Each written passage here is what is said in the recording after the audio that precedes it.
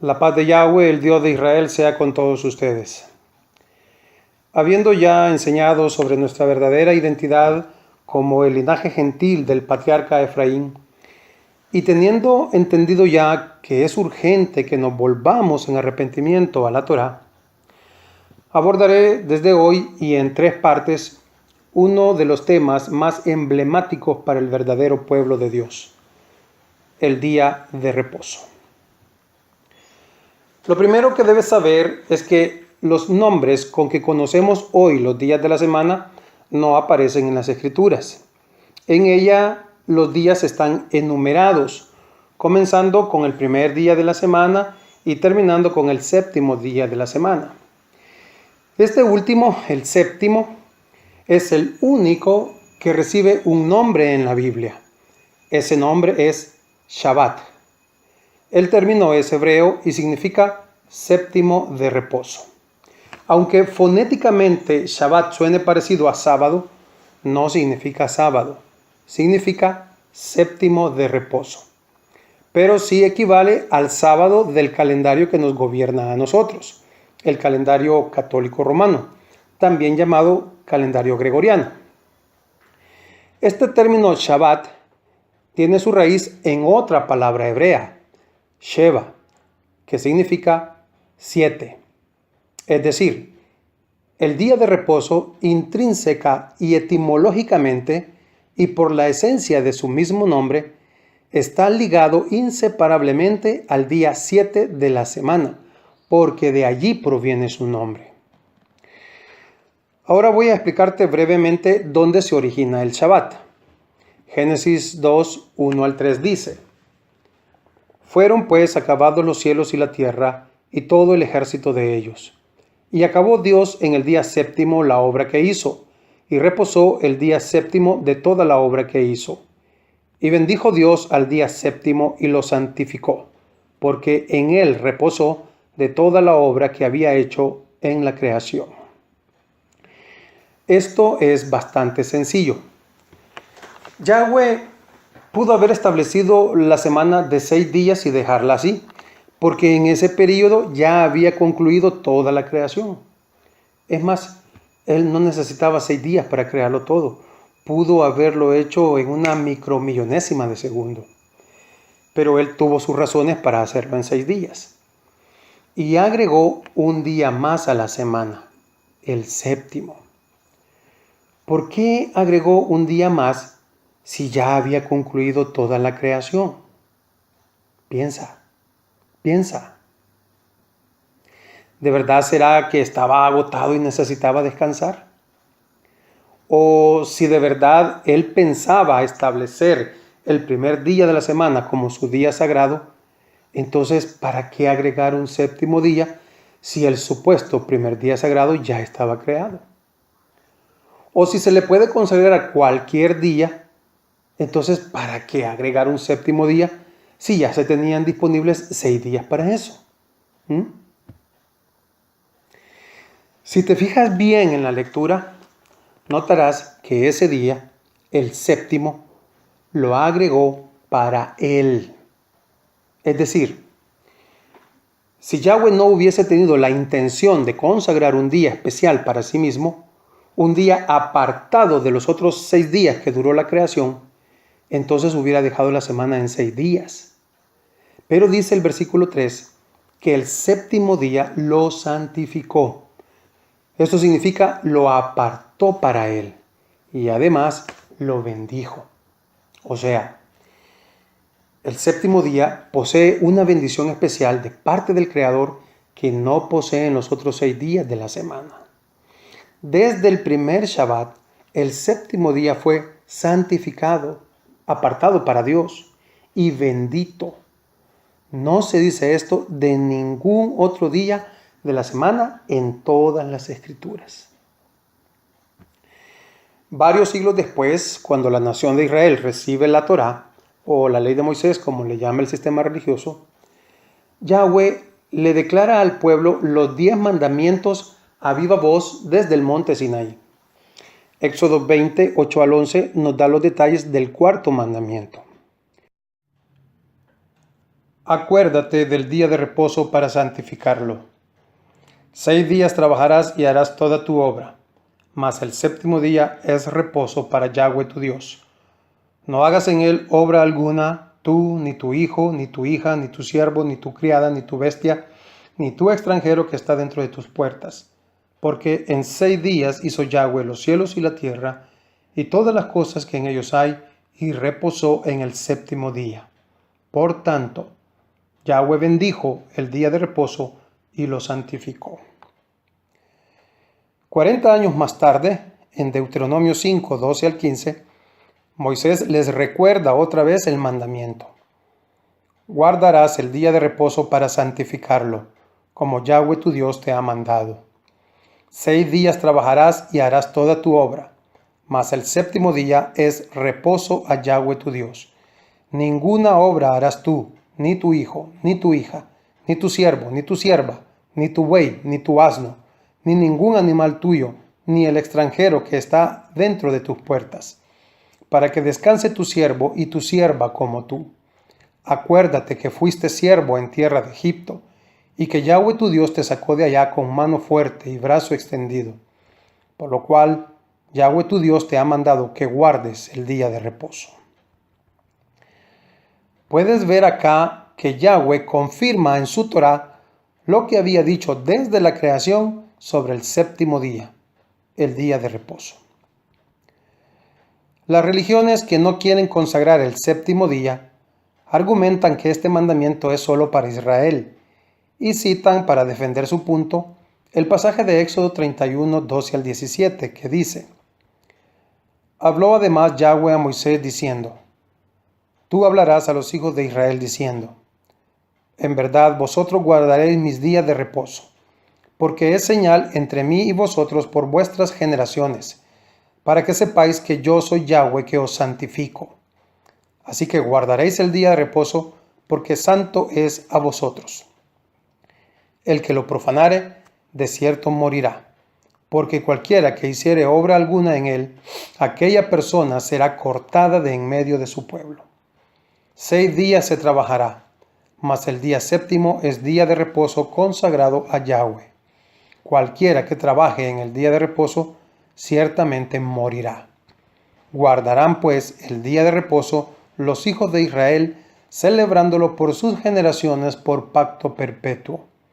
Señal es para siempre entre mí y los hijos de Israel, porque en 6 días hizo Yahweh los cielos y la tierra, y en el séptimo día cesó y reposó.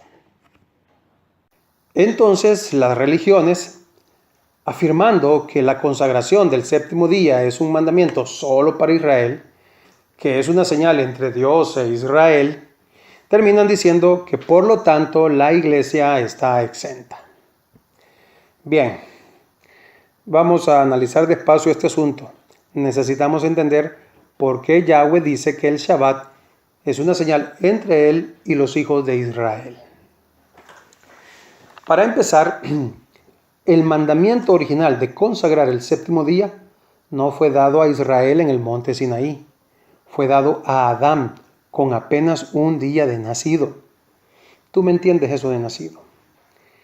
De aquí se infiere que la descendencia de Adán, es decir, la humanidad, también tiene la responsabilidad de acatarlo. Pero sucedió que para la época en que Israel recibió la Torá, la humanidad ya no guardaba el Shabbat. Se habían hecho, tal como hoy en día, de un sistema religioso que era una abominación para el Creador. Todas las naciones de aquella época lo practicaban, y la Torá está llena de advertencias para Israel de que se cuide de no adoptar ninguna de esas prácticas paganas. Y una de esas prácticas era precisamente los días consagrados a las deidades paganas. Las naciones cuya tierra Israel iba a poseer, y las circundantes también, ninguna guardaba ya el Shabbat. Las que adoraban a Dagón, por ejemplo, consagraban el sexto día, que equivale a viernes. Y las que adoraban al sol o a Baal, que eran la gran mayoría, consagraban el primer día de la semana, que equivale a domingo. Entonces, lo que Yahweh le está diciendo a Israel es que ellos no deben ser como las naciones paganas, porque éstas sirven a otros dioses, consagrándoles a ellos otros días de la semana. Pero ellos son su pueblo. Deben de ser santos, apartados. Y una de las señales que los han de distinguir como pueblo santo de Dios en medio de las naciones paganas es la consagración del séptimo día, porque ese es el mandamiento que Él dio desde la creación y no lo que hacían las otras naciones o las otras religiones. La señal no es para que se sepa que son descendientes de Israel, es para que se sepa que son el pueblo santo de Dios y le obedecen. Las razones son espirituales, no genéticas. Si te fijaste bien en los pasajes que acabamos de leer, Éxodo y Deuteronomio, el mandamiento también es dado a los extranjeros que habitaban en Israel. Estos no estaban facultados para decir, bueno, el séptimo día es para que lo guarden los hijos de Israel. Yo no, porque yo soy extranjero. No había tal cosa. A los extranjeros también se les ordena consagrar el Shabbat. Y para que no quede duda, leamos Isaías 56, 6 al 7.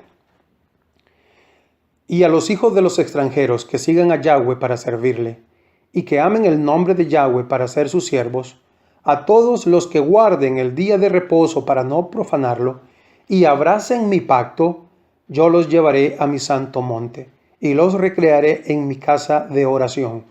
Sus holocaustos y sus sacrificios serán aceptos sobre mi altar, porque mi casa será llamada casa de oración para todos los pueblos. Para todos los pueblos.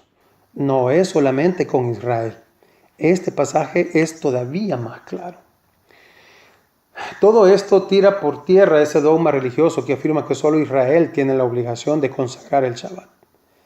Yahweh solo tiene una ley y es para todo el mundo. Él nunca dio una ley para Israel y otra diferente para los extranjeros. Nunca hizo eso. Éxodo 12:49 lo confirma diciendo, la misma ley será para el natural y para el extranjero que habitare entre vosotros. Y quiero agregar algo más. Si tú ya asimilaste que eres hijo de Efraín, entonces con mayor razón entenderás que esto es contigo. Porque aunque estés gentilizado, ya sabes que tú eres un descendiente de Israel. Y si no lo has asimilado, no importa.